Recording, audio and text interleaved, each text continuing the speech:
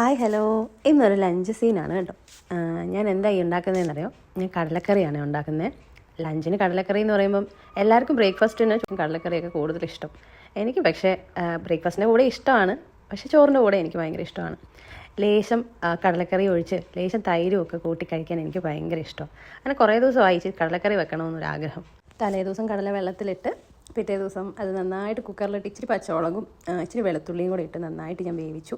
എന്നിട്ട് എന്ത് ചെയ്തു, നമ്മുടെ ഉള്ളിയും തക്കാളിയും ഒക്കെ വാട്ടി പൊടികളെല്ലാം ഇട്ട് അതങ്ങോട്ട് അരച്ചെടുത്തു.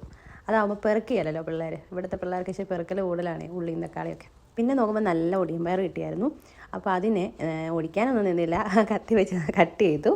എന്നിട്ട് ജസ്റ്റ് ഒന്ന് ഒലത്തിയെടുത്തു. നമ്മുടെ മുളകൊന്ന് ജസ്റ്റ് ക്രഷ് ചെയ്തിട്ട് അതിട്ട് സവോളയും അതും ഇതൊക്കെ ഇട്ടിട്ട് നമ്മൾ നന്നായിട്ടൊന്ന് ഒലത്തിങ്ങെടുത്തു വെളിച്ചെണ്ണയ്ക്കകത്ത്. പിന്നെ കുറച്ച് മീനും കൂടെ വറുത്തു കേട്ടോ. മീൻ വറുത്തതിൻ്റെ കൂടെ ഉണ്ടാകുമ്പോൾ ഒരു സ്പെഷ്യൽ ടേസ്റ്റ് ആണല്ലോ. പിന്നെ 2 പപ്പടവും കൂടെ. അങ്ങനെ ചോറ് പ്ലേറ്റിലെടുത്തു, കടലക്കറി ഒഴിച്ചു, തൈര് ലേശം ഇട്ടു. അത് കഴിഞ്ഞ് 2 പപ്പടം, നമ്മുടെ ഒടിയമ്പയർ ഒലത്തിയെടുത്തത്, മീൻ വറുത്തത്, കഴിഞ്ഞ ദിവസം ഇച്ചിരി ഇറച്ചി ഇടിച്ചത് ഉണ്ടാക്കിയായിരുന്നേ, അപ്പോൾ അതും എടുത്തു. അങ്ങനെ ഇച്ചിരി മീനച്ചാറും. അപ്പോൾ കോമ്പിനേഷൻ ആയില്ലേ. പിന്നെ അതെല്ലാം കൂടെ കുഴച്ചങ്ങ് കഴിച്ചു. അടിപൊളിയായിരുന്നു. കടലക്കറിയും ചോറും തൈരും എനിക്ക് ഏറ്റവും ഫേവറേറ്റ് ആണേ. അപ്പോൾ അടുത്ത വീഡിയോ കാണാം. ബൈ.